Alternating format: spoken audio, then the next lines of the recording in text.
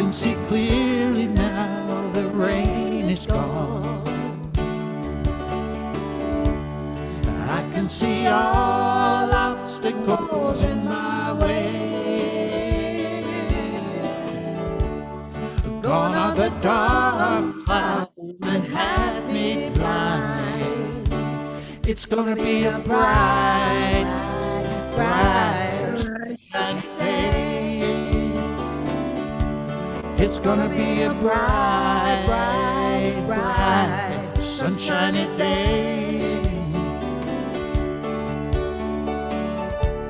I think I can make it now, the pain is gone. All of the bad feelings have disappeared. Here is that rainbow I've been waiting for. It's gonna be a bright, bright, bright, sunshiny day.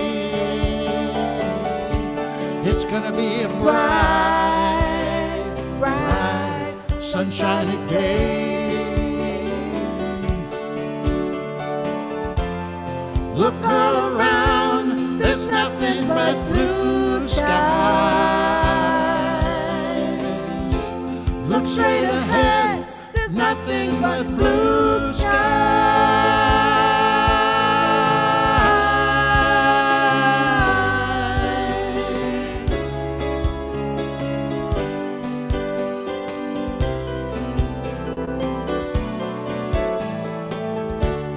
I can see clearly now, the rain is gone. I can see all obstacles in my way. Gone are the dark clouds that had me blind.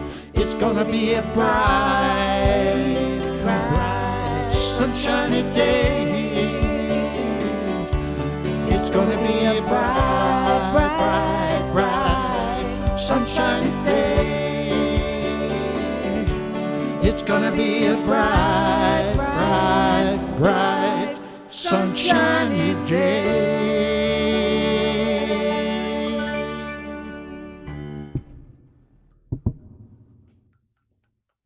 Thank you so much, David Trolley and Bashan Moore. And happy Easter, everybody. Happy Easter. Can you believe it's Easter? I just put the Advent booklet away, and here it is. It's Easter. And I'm going to ask this morning, as we celebrate Easter Sunday, that we take a moment and join each other in prayer. And take a deep breath in. And let's settle into a moment of prayer. Let's just settle into our virtual worship service this morning and see the Christ rising in each and every person on this planet. Today, the Christ rises in each of us. We let go of any negative thoughts that we're holding, and we see our world through a lens of faith. Today, even though it's cloudy here in Walnut Creek, it's a bright, shiny day. This morning, we hold David Morse and his family in our prayers. For those of you who don't know, David was admitted to Stanford Medical Center 2 days ago and had emergency open heart surgery and is doing fine now. I was just notified that he's been moved from intensive care and that he's listening to classical music, and all is well. So we hold him and Denise and Stephen and Peter in our prayers. We see the healing power of God moving through all of them now, and that they are willing to stand in the love of God. That today, each of us are willing to stand in the love of God, that each of us calls forth the power of love, the power of strength, and the power of faith. Today is a bright, shiny day, and we move through it in love and strength and faith. And so it is. Amen. I take great pleasure in introducing our prayer chaplain for today, Julie Curry, who is now unmuting herself and taking it away.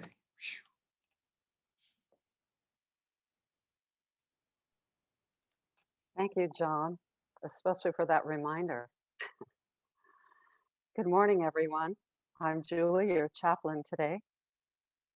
I would like to tell you that if you need a prayer for this week, today, or the rest of the week, you can go to our website and scroll down to prayer request. And the website is unityofdavis.org. And put information, fill the form out, and we'll get back to you. At this time, we'll take a moment to bring to mind anyone who is on your mind or your heart that you would like, include them in a transforming power of love. You may speak their name, either silently or aloud. And we'll take time to do that now and say a prayer afterwards.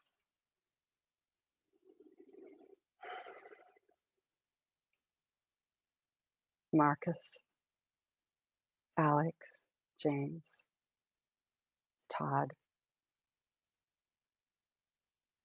Jean,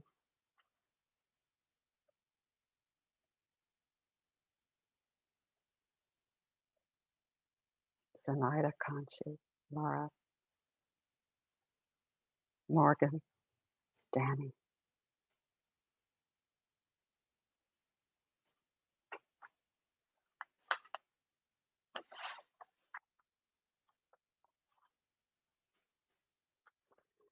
Now with these dear souls in mind, let us bring our dear ones into the prayer circle.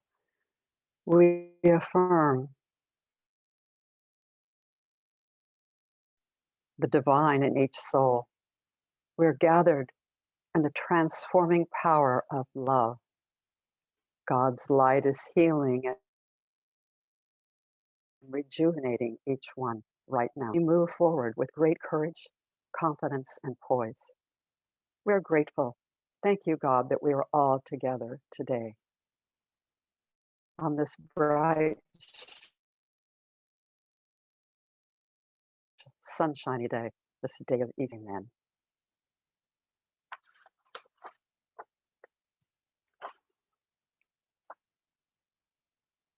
And now, at this time, I have the pleasure of reading the affirmations. We have affirmative prayer statements, are positive words of truth that call forth the divine activity within each one of us. Each time we pray affirmatively, we are lifted in mind, body, and spirit to a consciousness of oneness. I will say the affirmation once and then invite you to join me in repeating them 2 more times.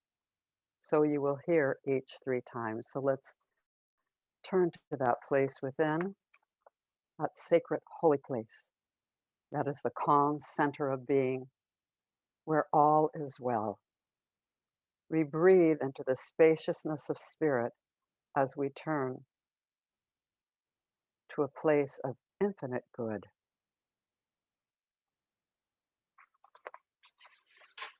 Inner peace.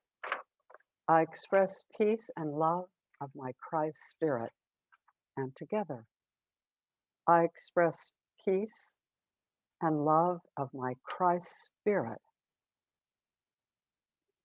I express the peace and love of my Christ spirit. Next is guidance. I seek the guidance of spirit and I move forward confidently.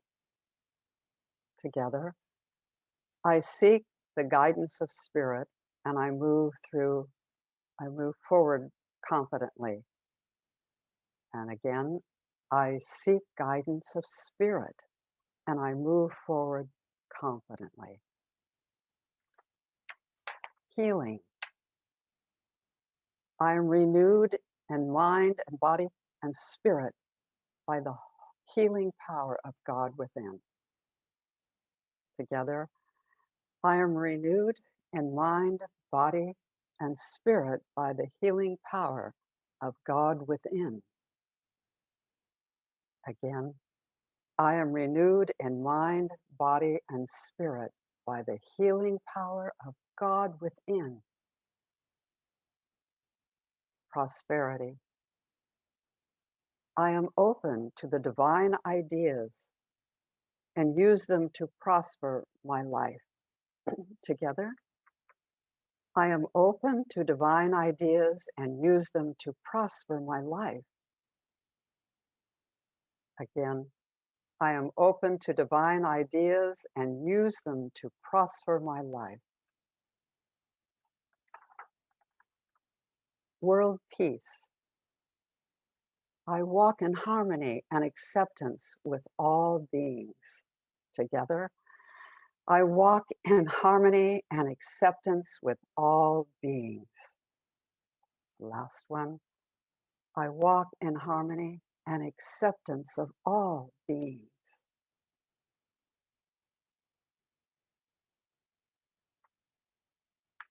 And now, let us prepare for meditation.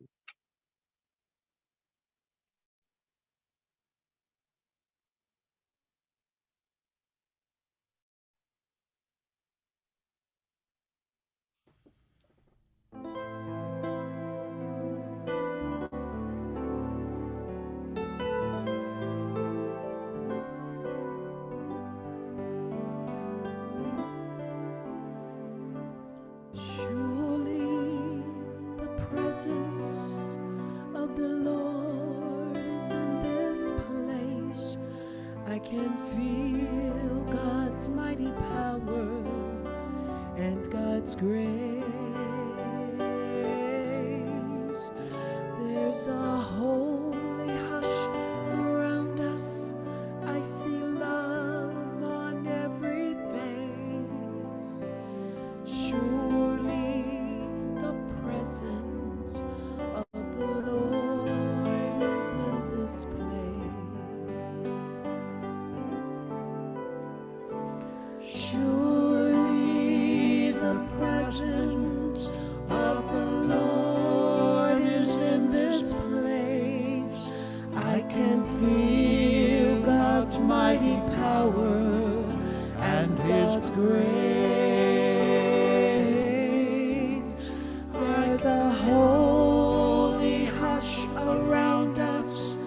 I see love on every face. Surely the presence of the Lord is.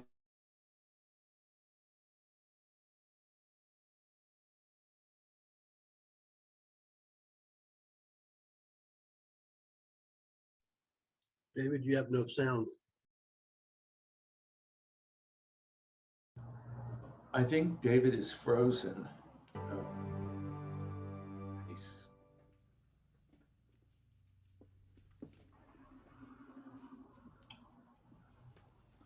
So let's take a moment to go into meditation and take a deep breath as we settle into our time and space this morning.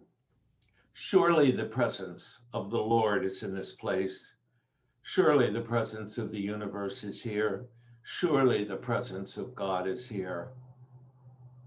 I am open to the presence of God in my life and in all activities. I am open to the presence of God in my life and in all activities. And I find myself in the midst of that presence, putting on a lens of faith. Putting on a lens of faith right now. Whatever lens I'm seeing through, I let it go. I take it off. I take that lens off and I allow it to resurrect itself, to rise up, to become new. I allow the lens that I'm seeing this human experience to rise to a higher place, to a place of my own core beliefs to a place of love, to a place of knowing that the presence of God is always with me, that God and I are one. Breathing deeply now, we allow ourselves to move into the heart of the Nazarene that walked the planet 2021 years ago, to move into his heart, to feel the love, to feel the connection with the universe, to feel the presence of God that Nazarene from Galilee felt in his heart. I am that love. I am that presence. I am the one presence and the one power, and together, with a lens of faith, I co-create my reality. We allow the glasses to come back on, the lens. And as we move into the silence, we move into the silence with a lens of faith on. The perceiving power of mind. In the silence, I am faith. I am faith.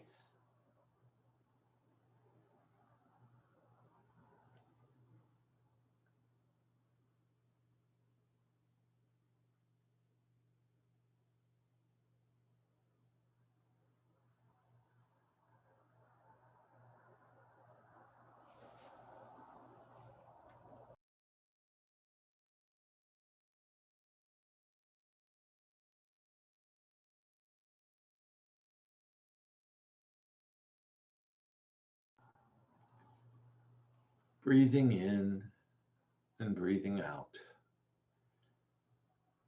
Coming back with a clear lens of faith to see through. We give thanks for this opportunity to rest. We give thanks for this opportunity to, when we open our eyes, see this reality through a lens of faith, through truth. What we know is true, what we believe is true. Thank you, God, for the healing power that you move through the Morse family. Thank you, God, for this Easter Sunday.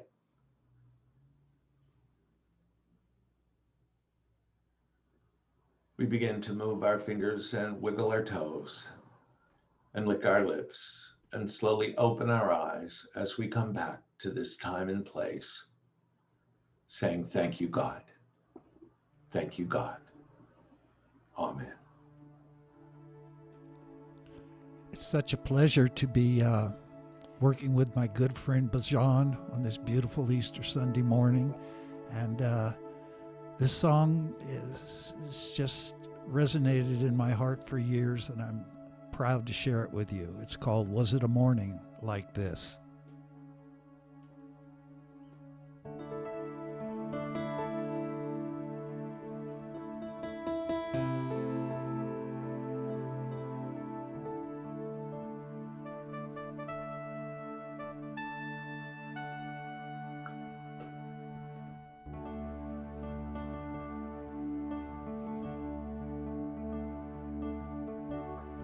Was it a morning like this,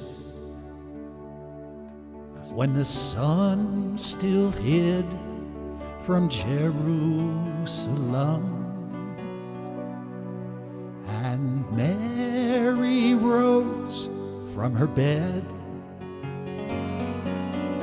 to tend the Lord she thought was dead?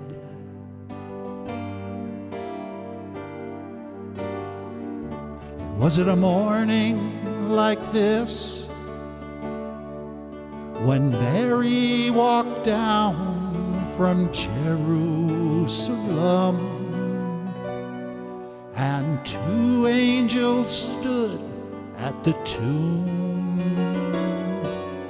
bearers of news she would hear soon. Did the grass sing, and did the earth rejoice to feel you again?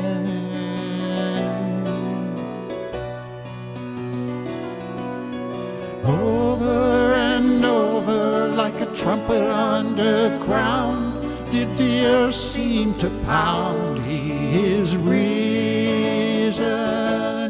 Over and over in a never-ending round, he is risen. Alleluia, alleluia.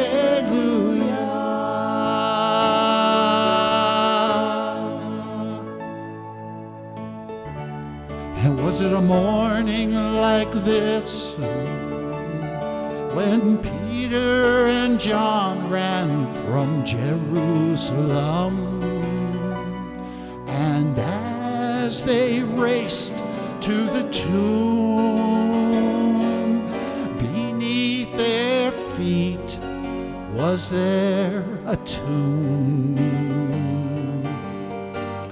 Did the grass sing, and did the earth rejoice to feel you again?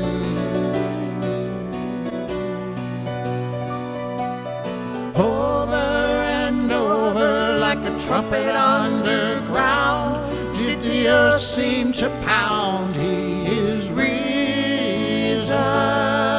Over and over in a never-ending round, he is risen. Alleluia, alleluia.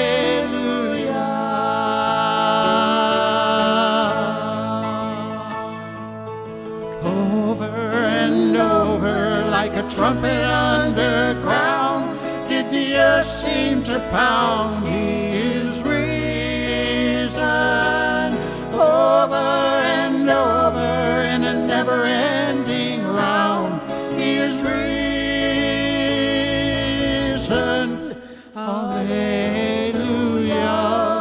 alleluia.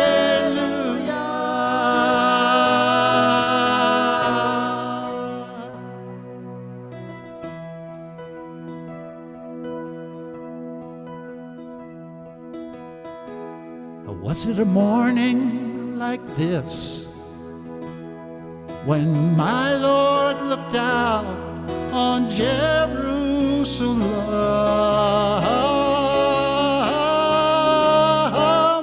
He is risen. Alleluia, alleluia.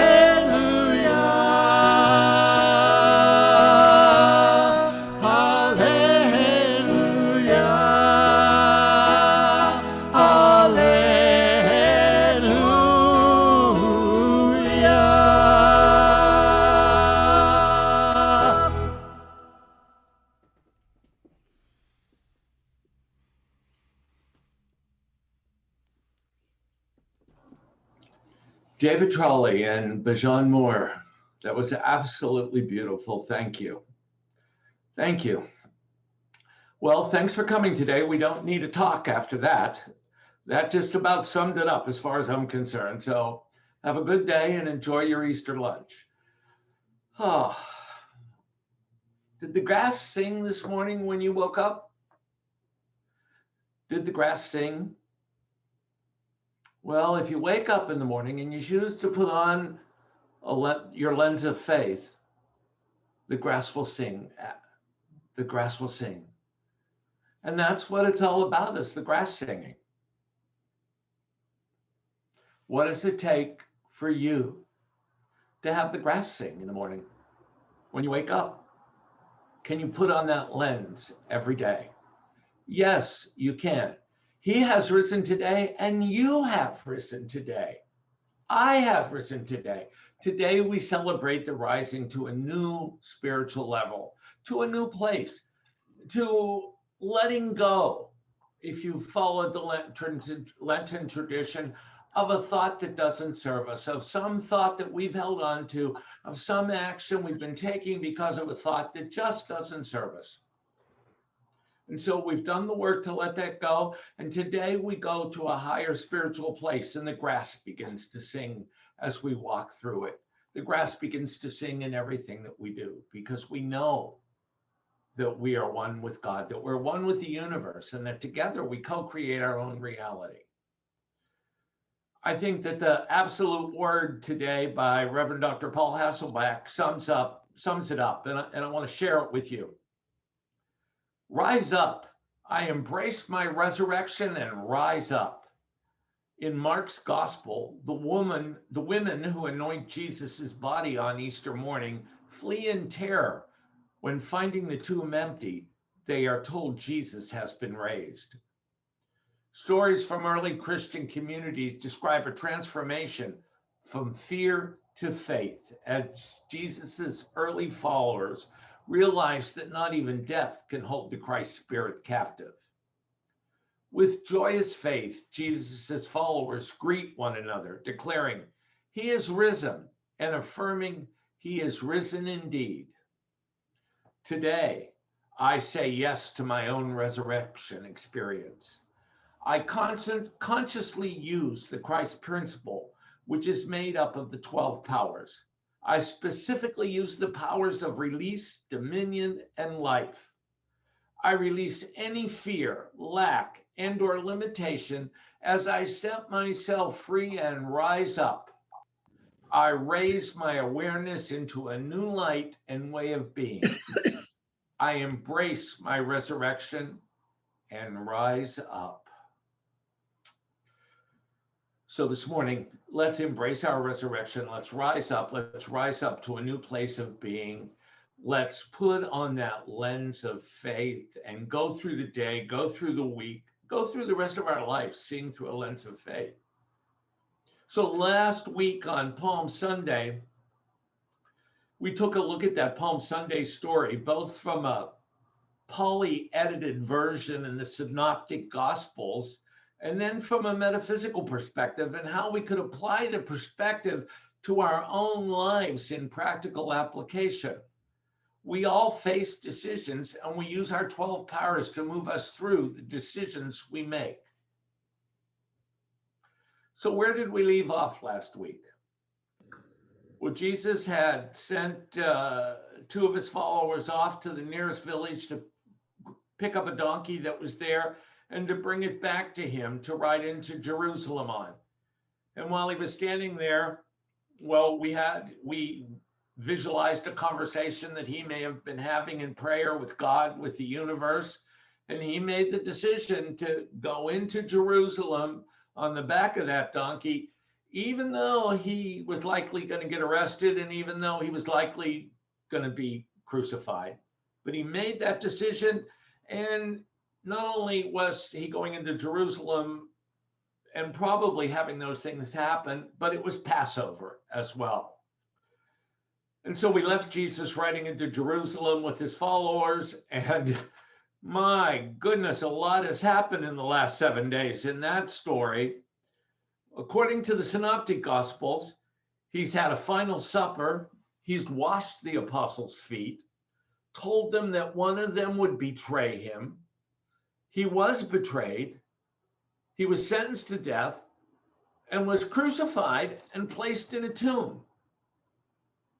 And so the story picks up today about that tomb, about being placed in that tomb, about what happened and what, as Paul said in the Absolute Word, what the women who went to cleanse his body, who went to put spices on his body, who went to get him ready for burial, what they found.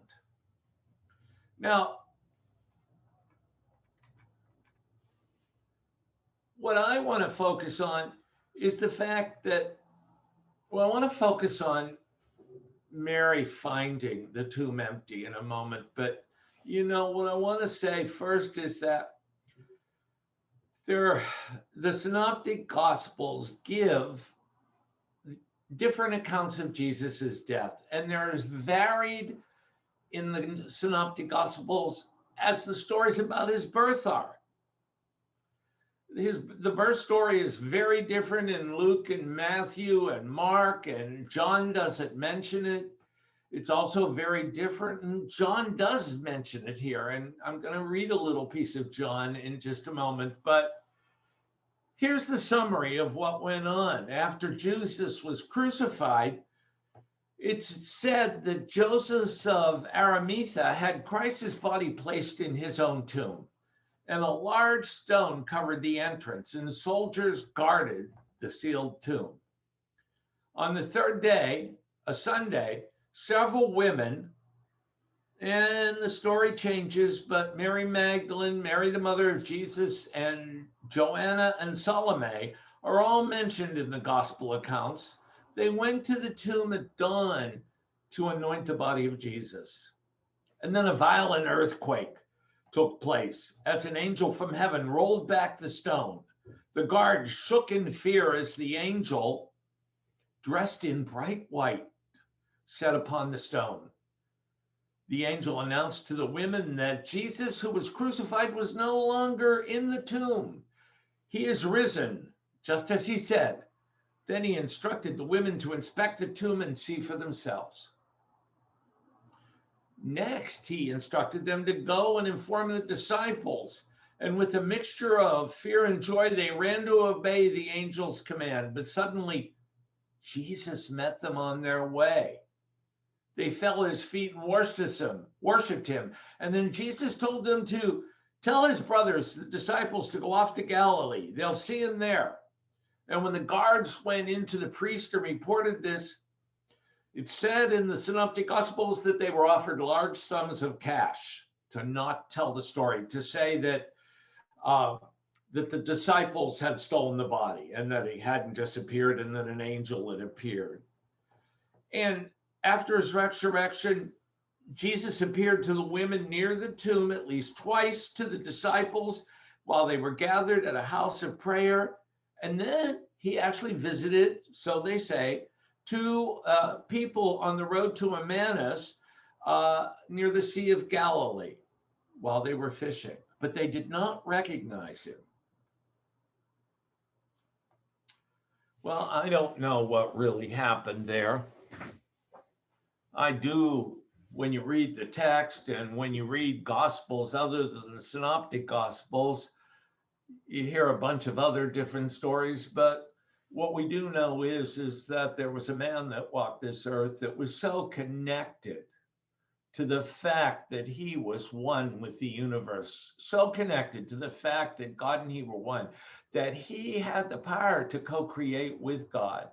And in his day and in his time, he had a group of followers that believed him, that believed in love, that believed in the philosophy of doing to others what you would have others do to yourself, that we have the power to heal ourselves and that we're whole no matter where we are or what we are. And that this man likely took his ministry into Jerusalem over Passover and created a ruckus and was arrested for causing a messianic imitation in the midst of the temple and was sentenced to death by his own people, basically, and was crucified, which was a common means of punishment in those days, commonly restored to people who had no rights, who had created a fuss and gone against what the Romans wanted to have happen. So here was this wonderful man that had a following and that people had faith in. That people had faith in that their lives would be better.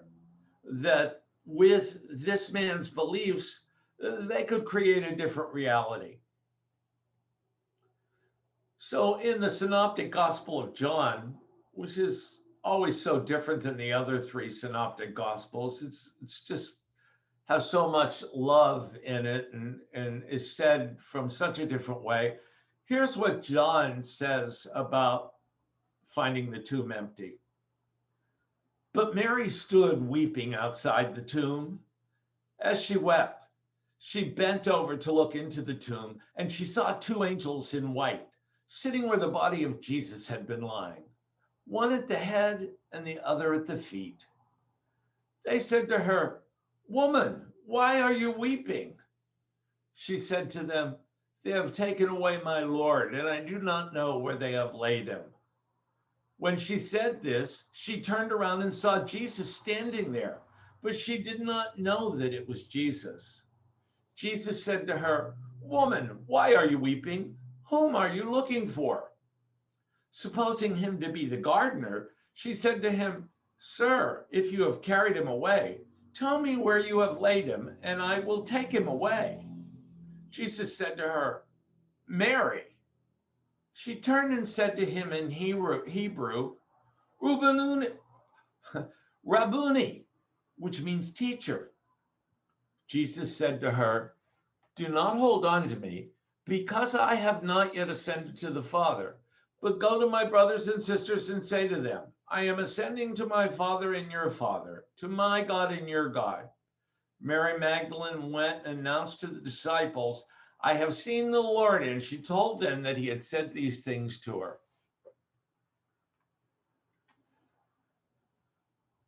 So what does resurrection mean? Merriam-Webster says that resurrection, if it's capitalized, is the rising of Christ from the dead, or often capitalized, the rising again to life of all the human dead before the final judgment. Or C, the state of one risen from the dead. Now, what I found really wonderful and beautiful is that on the same page in Merriam-Webster on the internet as those three definitions was this one, and it was labeled Christian Science: a spiritualization of thought, material belief that yields to spiritual understanding. Let me read it one more time. A spiritualization of thought, material belief that yields to spiritual understanding. Charles Fillmore writes this in The Revealing Word about resurrection: the restoring of mind and body to their original undying state. This is accomplished by the realization that God is spirit and that God created man with power like that which he himself possesses. The resurrection takes place in us every time we rise to Jesus's realization of the perpetual indwelling life that is connecting us with the Father. A new flood of life comes to all who open their minds and their bodies to the living Word of God. Oh my God. You get up in the morning and you put on the glasses, you put on the lens of faith. You know that you are connected with Spirit. You know that you are one with God, and you are filled up with the 12 powers. You're filled up with your core beliefs. When we wake up in the morning, we choose what filter we will look through when we start the day. We can choose to wake up and start the state of positive affirmation, putting on the filter of truth, or we can start our day with social media and the news, putting on a filter of fear. When we wake up in the morning, we decide that we will copy and paste the wrong statement on our slide, and then we move forward with that. And that's exactly one of what I've done today, is paste the rest of what I was going to say someplace else. But what I want to share now is how can we look? How can we find that lens of faith? Well, guess what it takes? What do I always say? Everything takes. Starts with a P. Practice, practice, practice. Reverend Bill Englehart, who you all know, who's spoken here, wrote this in one of our Lenten readings in Refresh and Renew. He said, and the title was, "I Release My Darkest Fears." And Bill says this: in childhood, my darkest fear included fear of the dark. I was told, do not be afraid. Yet fear was there. Darkness felt very much like the unknown. My room had an electric heater with coils that glowed bright orange, illuminating the entire room. The glow was eerie, but also comforting. That glow made everything look different, but then again, everything was the same. Nothing really changed in the outer world. The only change was the way I saw and perceived the world. I learned to no longer fear the darkness, but fear of the unknown has been harder to release. The inevitable ups and downs in life brought fears to the surface. Could I face those down the same way I faced down fear of the dark, by seeing them differently? I found that I could do just that. When faced with new fears, I perceived them differently, as is seeing them through a different colored lens, the lens of faith. Where does our faith come from? Our faith comes from our beliefs. What are your core beliefs? Take a minute right now this morning and stop and think, because maybe, just maybe, they've changed over the last year and 1 month. Maybe this pandemic and all this turmoil and our realization of racism and white privilege, perhaps that has changed some of our core beliefs, or perhaps it's made some of them stronger. What are your core beliefs? Do unto others as you would have others do unto you. An eye for an eye, a tooth for a tooth. I can do anything I want to do. One good deed deserves another. I embrace the law of giving and receiving. Everything is beautiful in its own way. The world is dangerous. I am a failure. I'm not good enough. The universe and I are one. Thoughts held in mind, produced like kind. Can you have a resurrection of your thoughts? Yes, you can. You've got several tools that you can use. And the one I want to call to you first is unity principles. Are unity principles, all of them or some of them, a core belief for you? Do you believe that there's one presence and one power and one life in this universe, and that presence and power and life are connected to me and I are connected to them, and that each of us share a spark of divinity, the presence of the Christ in each of us, and that we can create our own universe by holding thoughts in our mind, that thoughts held in our mind produce like kind, and that prayer and meditation are our way of communicating with the universe, with God. And through this, we can co-create our reality. And boy, this is a good core belief. If we've done all of these and we still don't take action, then they're all for naught. And so as we integrate those into our core beliefs, and we look at the 12 powers this year, and we stand in those powers when we need them. We call on strength when we need it. We call on wisdom when we need it. We call on love when we need it. In the morning when we get up, if we look at our core beliefs and put on a lens of faith, we're going to have a totally different day. We're going to have a day like Jesus did every day. He put on the lens of faith. Have a great Easter. Have fun. Enjoy yourself. And resurrect your thoughts throughout the day. Thank you. Happy Easter.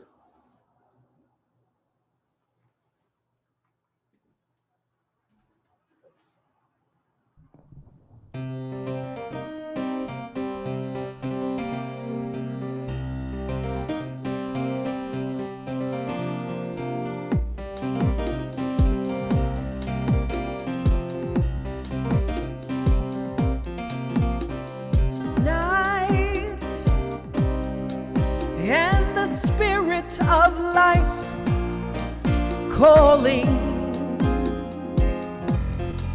Mama Life.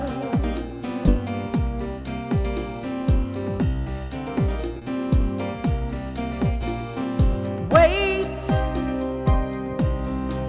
there's no mountain too great.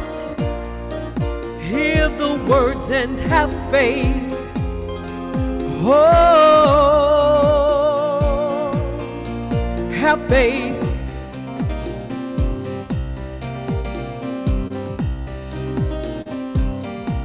He lives in you. He lives in me. He watches over everything we see. Into the water, into the truth. In your reflection, He lives in you.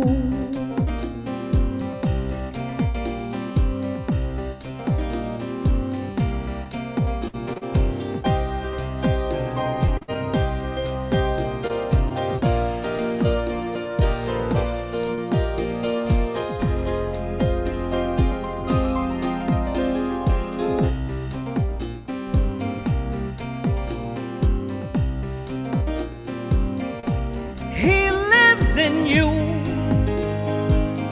He lives in me. He watches over everything we see. Into the water, into the truth. In your reflection, He lives in you.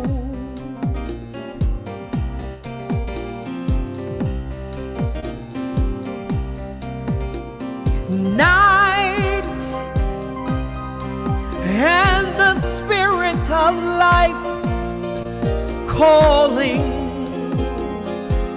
Oh, Mama Life.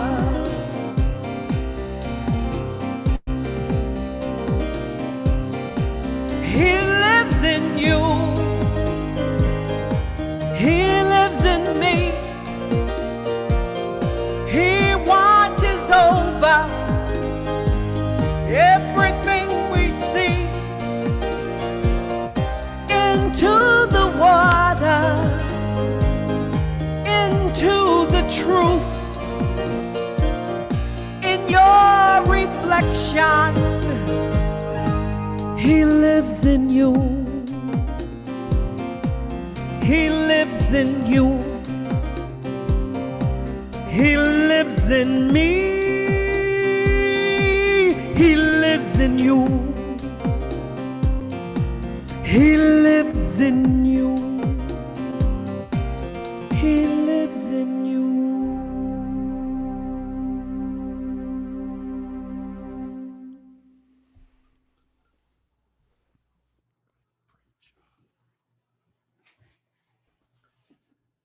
Bijan Moore and David Trolley. Thank you very much. Thank you very much. Thank you. I hope you all have that on speaker view. Just when Bijan said he lives in you, you knew she meant it. Those hands came up. And when she said truth, that finger came up and I loved it. It was great. And so it's a good time to move into our offering. And so we give thanks for the donations and for the contributions to our ministry that each and every one of you may have made or are about to make. We are so prosperous in this ministry and we give thanks. If you'd like to donate, Kevin has put the link in the chat. It's also in our website and on our e-news. And we're grateful that you're holding this ministry in prosperity consciousness. And we're grateful for all the gifts that we have received. Let us say our offering blessing together. Divine love, through me, blesses and multiplies all that I am, all that I have, and all that I give, and all that I receive. I am grateful. Thank you, thank you, thank you, God. And now please join me in our peace song.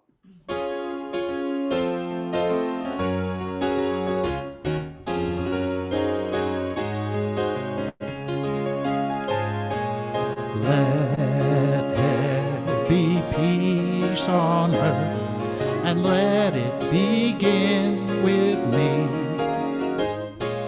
Let there be peace on earth, a peace that was meant to be, with God as creator, family all are we. Let us walk with each other in perfect harmony. Let peace begin with me. Let this be the moment now. With every step I take, let this be my joyous vow, to take each moment and live each moment in peace eternally. Let there be peace on earth, and let it begin with me.